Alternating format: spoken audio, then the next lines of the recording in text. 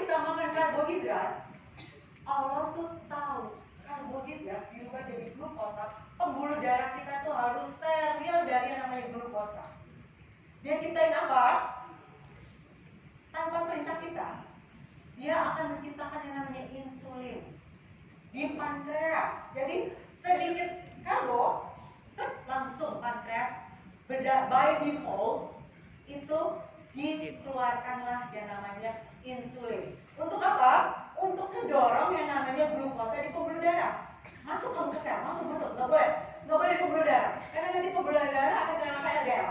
Kalau LDL lewat, masih ada gula, bisa terjadi oksidasi. Ayo, masuk. Secepatnya.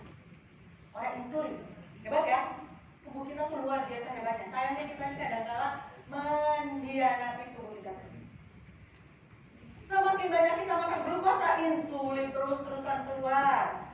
Nah, tapi sel kita juga tahu, nggak boleh sering-sering ketemu insulin. Dia tutup pintu. Pada saat dia proses tutup pintu ini, namanya proses insulin resisten. Tubuh kita resist terhadap insulin. Insulin ketok-ketok di luar, tolong saya bawa gula.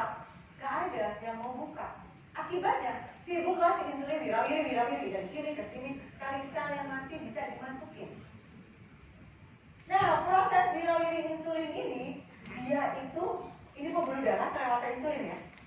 Insulin itu sifatnya menggendutkan. Dia tuh steroid. Menggendutkan. Apa yang digendutkan? Dinding pembuluh darah kita.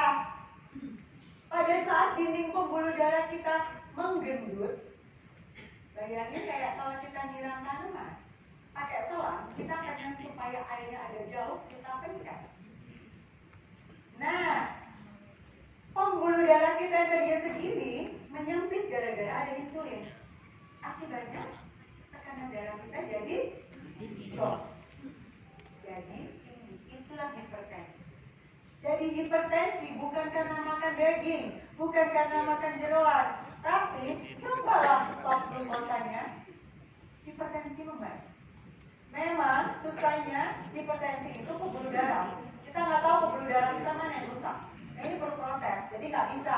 Udah hipertensi 5 tahun dengan cara nyetok glukosa 1 bulan pengen sembuh, nggak bisa. Dan berarti saya tadi bilang functional medicine itu pengobatan super lama. Tapi bisa sembuh.